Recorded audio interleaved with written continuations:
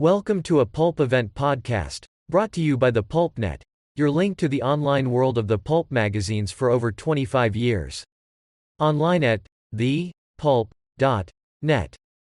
In this Pulp Event podcast, Chet Williamson reads a presentation written by pulp art historian David Saunders. The presentation, The Shadow Artists, Inside and Out, looks at the artists who painted the covers of the Shadow magazine. This event was recorded on Thursday, August 19, 2021, at PulpFest 2021 in Pittsburgh, Pennsylvania. Thank you all for being here to talk about the Shadow Artists. Here is the New York City home of Street and Smith on 7th Avenue and 14th Street, where you can see a little banner on the rooftop flagpole that says Street and Smith. And here is the art room in the building, where all the illustrators brought their work for review, approval, and assembly for production. In 1930, Street and Smith was selling 100,000 monthly copies of Love Story magazine and Detective Story magazine. In this promotional circular from that year of their publishing empire, you can see those two titles at the very top. As a leading mass media industry, Street and Smith was proud to call themselves the Fiction Factory. They were keenly aware of the fact that American publishing was the business of selling advertising. And here's a 1930 issue of Detective Story with a cover by John Coughlin. True to their image as the Fiction Factory, Street and Smith was in the habit of contracting a single artist to produce an annual quantity of cover art instead of relying on independent freelance illustrators to handle weekly assignments. This was a unique approach for pulp magazines, but it was standard practice for the top slick magazines like the Saturday Evening Post and Collier's.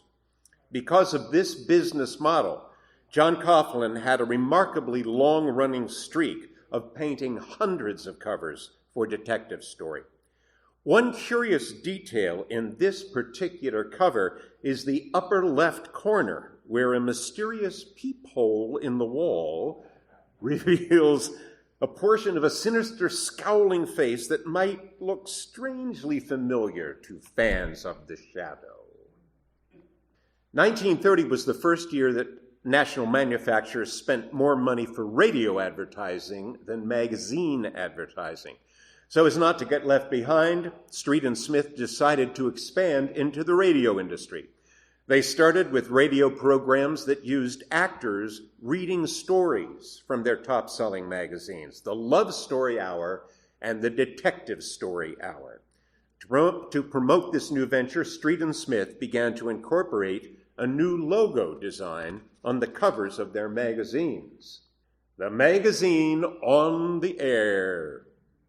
As the legend goes, a talented stage actor, James Locurto, was hired to be the voice of the radio host on the show, and he popularized the haunting phrase, "Who knows what evil lurks in the hearts of men? The shadow knows," followed by ghoulish laughter. The compositions of John Coughlin's cover art for Detective Story, The Magazine on the Air, soon began to feature ominous shadows. This went on for an entire year as the weekly radio program continued to drum up increased sales of weekly issues of Detective Story magazine. So much fan mail was addressed to this intriguing radio host that Detective Story magazine began a shadow contest to award $1,000 to whoever could best describe what the shadow looked like. John Coughlin was a graduate of the Chicago Art Institute. He first began to work for Street and Smith in 1913, where he painted covers for The Popular. He continued to illustrate magazines for 30 years and eventually created over 1,000 covers to make him the most prolific pulp cover artist. John Coughlin's painted covers for Detective Story featured a variety of shadowy presences, while subsequent issues provided clues, spelled EWS, to the shadow's appearance. Here we see a Confederate Scarlet Pimpernel in a slouched hat and flowing cape. Here's a shadowy, tentacled creature. More clues. A satanic demon. A skeleton in black hooded cloak. And the devilish omniscience of the Grim Reaper. Or a pillar of society with a secret alter ego. And here, after 51 weekly issues, is the final issue of Detective Story that carried the logo magazine on the air. As you can see in the yellow text block, this issue included the names of the Shadow Contest winners, who best described the Shadow's physical appearance. When Street and Smith decided to produce a fan photo of the Shadow, they had James Locurdo dress up in a black hooded cloak while pointing theatrically with his bony finger. And in April of 1931, Street and Smith launched a new magazine, The Shadow. The cover painting for this first issue was originally published on Street and Smith's 1919 magazine, The Thrill Book. The cover was unsigned and uncredited. However, the covers for all 16 issues of this short-lived title were painted by only 3 artists, James Reynolds, Charles Durant, and Sidney Reisenberg. Each artist had a distinct style of painting from which we can tell Sidney Reisenberg was the artist. He studied at the Chicago Art Institute and illustrated hundreds of magazines from 1911 until 1944, after which time he became an art teacher and portrait painter.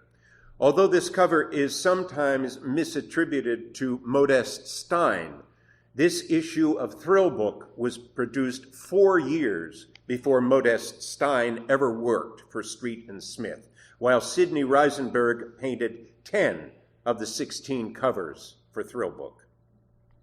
So he is the first shadow artist. The second cover of The Shadow was another reused image from a 1919 Street and Smith pulp, but this one was from an issue of Detective Story magazine, which was done by old steady and reliable John Coughlin. Most pulp, did I go ahead? Yeah, it did. Most pulp publishers needed several months for production, so it is understandable that the first 2 issues of this new magazine relied on reused material. Until the 3rd issue, when the first original cover painting made its appearance. Street and Smith contacted Jerome Rosen to paint this cover. The 2 figures on the right cast a dark silhouette on the white background, but in a surrealist twist, the shape of their combined shadows resembles the Shadow, wearing a fedora hat and pointing a bony finger, while in the lower right corner, the artist placed an inset portrait of the Shadow, wearing a spectral cowl and black cape. Jerome Rosen used a split frame design to show that the Shadow existed on another plane from the characters in the drama. The first depiction of the Shadow was in accordance with a publicity photo of James Locurdo in the costume described by Shadow Contest winners. This same photo reference was the basis for a line drawing of the Shadow that was used in advertising, such as this ad for the Love Story Hour. Paul Orban was the artist who drew this first line drawing of the Shadow. He also studied art in Chicago and started first to draw line art for newspapers in 1918. He worked for the pulps from 1930 until 1960. According to one editor, Paul Orban is a pleasant, soft-spoken man with a deep enthusiasm for the difficult job of visualizing the vague descriptions of writers. Jerome Rosen continued to use this cordoned-off format for the next several issues. Here, the shadow joins the central characters in the dramatic scene. Again, he wears a black hat, but at the same time is shown with a black hooded cape in the corner inset for Gangland's Doom. Here the shadow is shown wearing his black hat and getting blackjacked by a blue hooded villain, while at the same time the shadow also appears in the lower corner inset, smiling in his hoodie.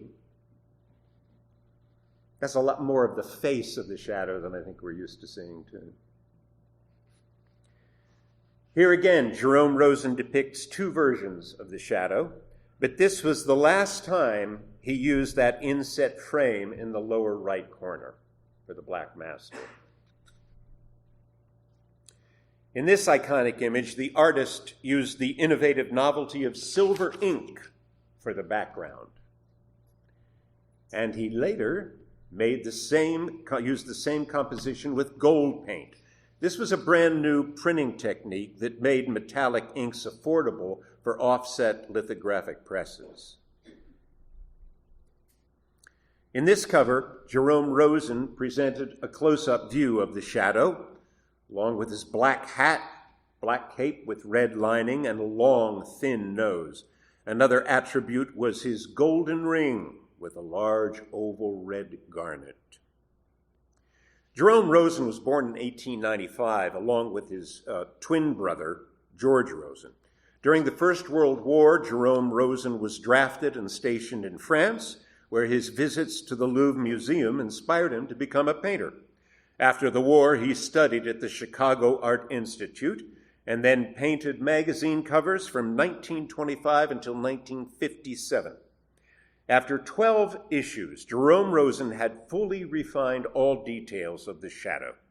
He then wanted to branch out into the more prosperous fields of illustrating advertisements and slick magazines, so he passed his annual contract on to his twin brother, George Rosen. You can see his painted signature GR in the lower left corner, right at the end of the shadow's cape. This cover again uses the technical novelty of a silver printed background.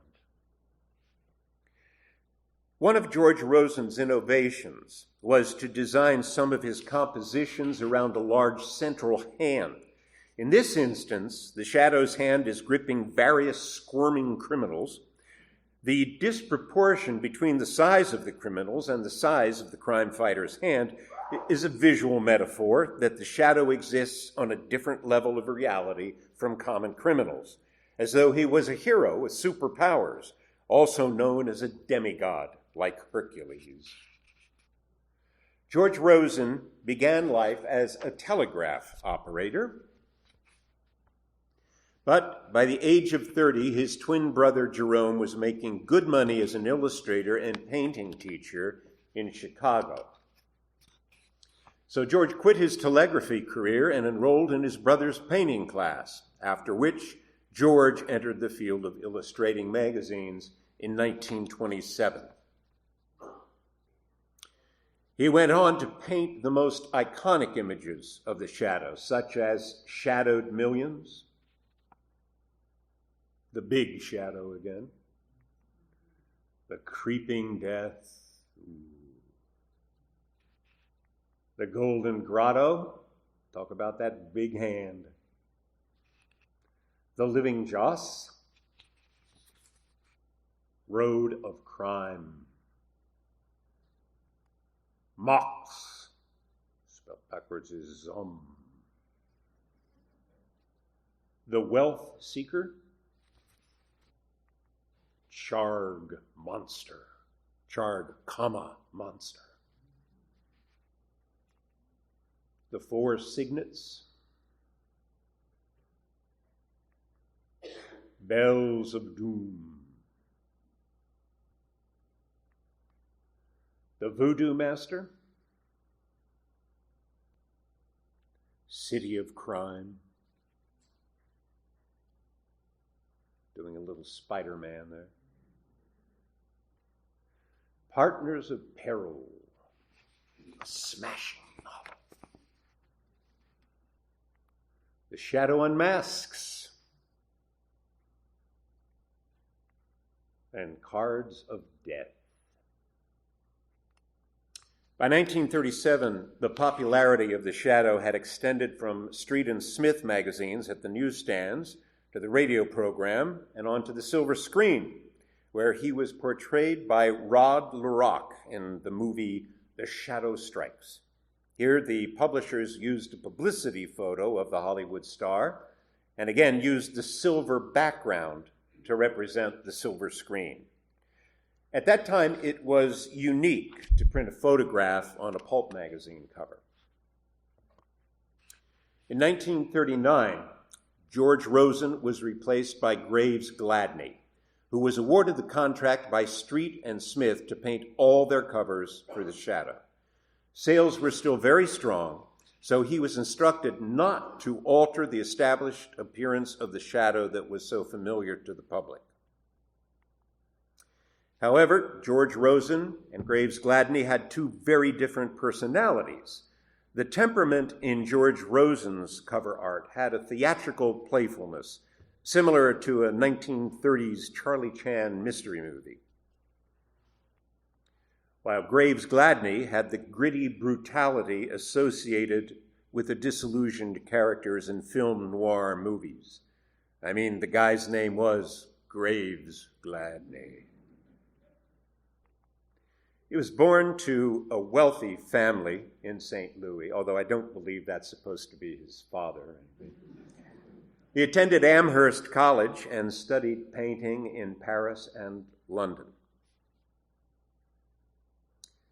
He began to work as a commercial artist in 1936. Death Insurance Company.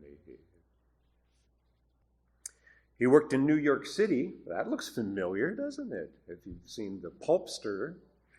He worked in New York City from 1937 until 1941, when he joined the Army. He served with the 82nd Airborne. He landed in Normandy on D-Day in a combat landing glider. A decade of death to evildoers. Someday they'll do a program on the guys who wrote the cover copy for these things. He made a second glider landing in the ill-fated invasion of Holland with Montgomery's Operation Market Garden.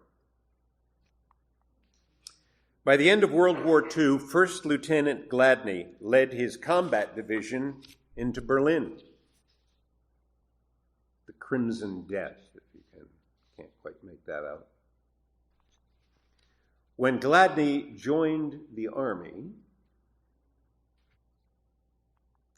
George Rosen was brought back to replace him. I never could have told, could you? In 1942, Street and Smith produced the first Shadow Annual. During this war period, George Rosen created the Book of Death,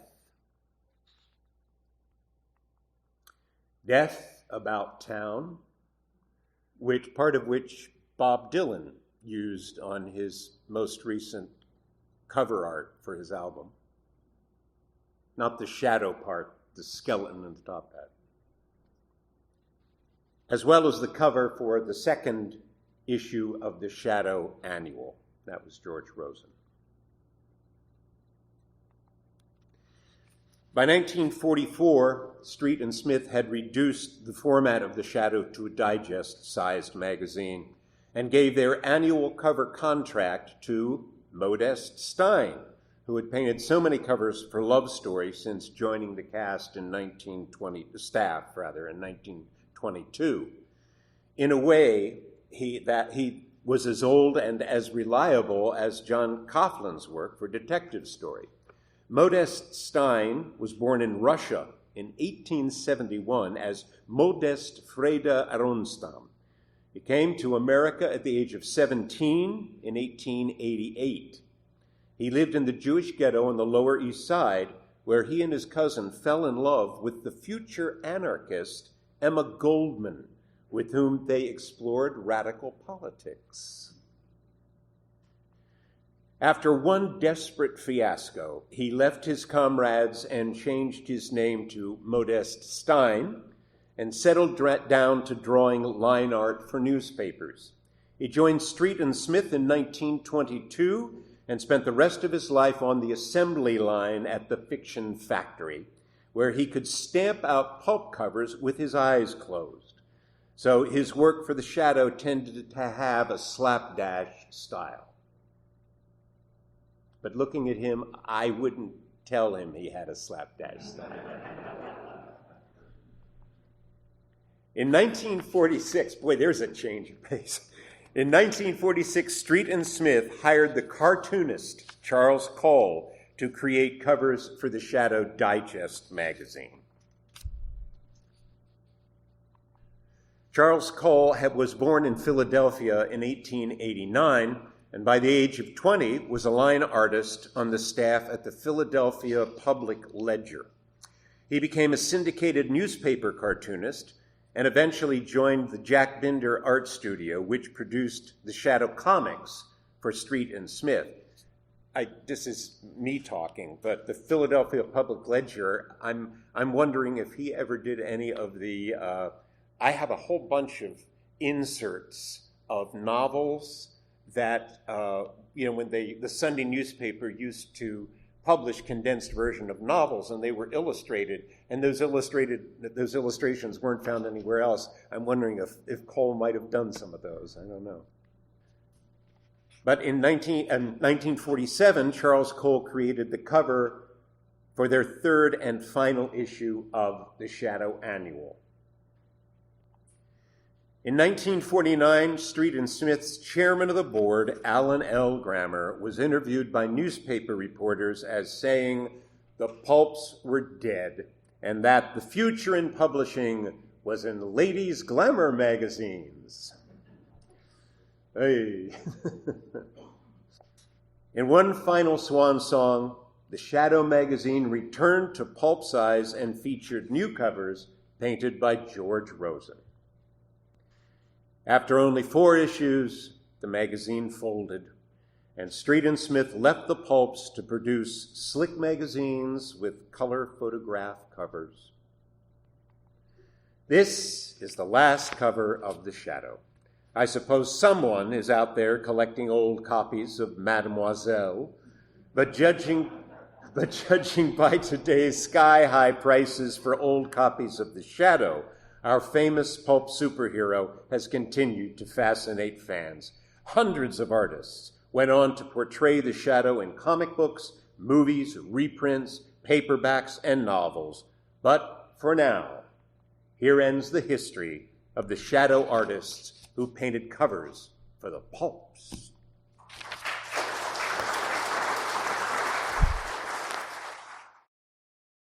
You've been listening to a Pulp Event podcast, brought to you by the PulpNet, your link to the online world of the pulp magazines for over 25 years. Please visit us online at thepulp.net. Also, look for the PulpNet on Facebook and on Twitter. Thank you for listening, and keep reading the pulps. The Pulp Event podcast is copyright 2021.